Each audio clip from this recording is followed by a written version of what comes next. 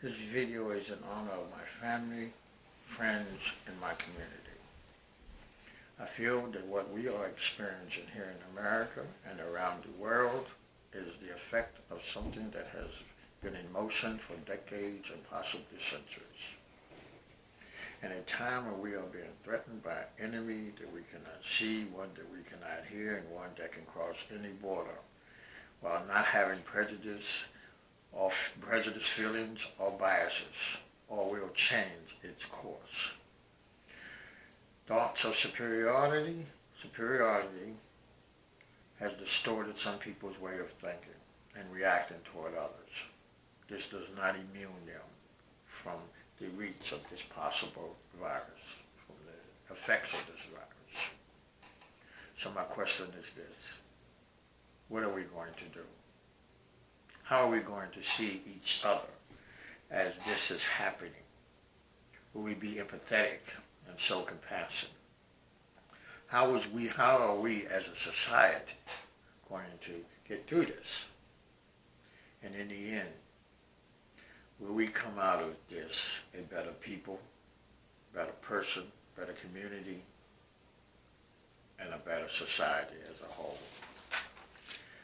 As a public advocate, I have watched and listened to leadership make arrangements for the protection of the elderly, children, social travel. They have not yet made any arrangements for how to help one of the most vulnerable populations, the homeless, those without health care, and secure places to live or seek shelter. The fact that there are millions of people living on the streets of America who are more at risk of catching and spreading the coronavirus is an emergency within this emergency. While the government thinks that restricting large gatherings in order to limit the spread of the virus is the answer, the fact that homeless people always gather in large groups for support, comfort, and the need to feel secure has not been considered.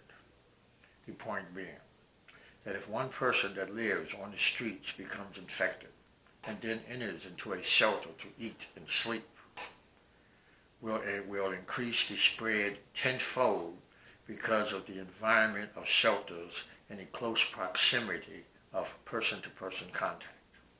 Let's also remember the fact that 70% plus of people living on the streets do not have medical insurance, nor do they seek medical assistance in times of sickness until it reaches a point of severity.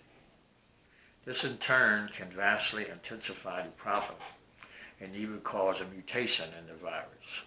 To say, like if a person gets sick, the person passes away, and their body starts to decompose, and if someone comes into contact with the body, the chances of infection being passed on is almost assuredly the ending result. And the after effects of such an exposure can become devastating. We know pandemics are large-scale outbreaks of infectious diseases that can generally increase mobility and mortality over a wide geographic area and cause significant economic, social, and political disruption. We are faced with something we have known could happen, we have seen in the past, but we have never adequately prepared for this. There is no simple answer. There will be no quick answers.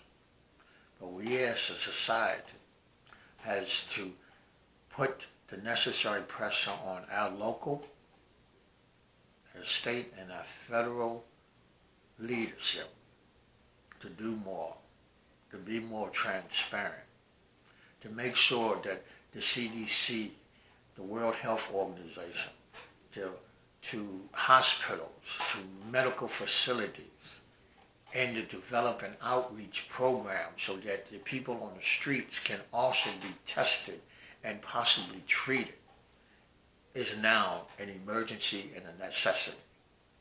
This video is only in an attempt to employ everybody who sees this to pick up the phone, to call your representative, to tell them that your community is at risk. You are at risk. Your family is at risk. Your grandparents are at risk. Your kids are at risk. And something needs to be done to protect them as well as yourself. And the people that are homeless, the people that do not have medical, and even immigrants that are scared because they're afraid they might be deported. We need to put all of this to the side right now. We need to take care of each other, to be our brother's keeper during this tremendous outbreak. I implore the rest of my fellow community members here in America and those around the world to stand with me and to say, leadership, it's in your hands. We expect you to do what is necessary to protect us, to protect yourselves, to think of how you help everyone else. Give it the same intensity as if you are helping your own personal family member. You should treat everybody with the same level of importance. Thank you.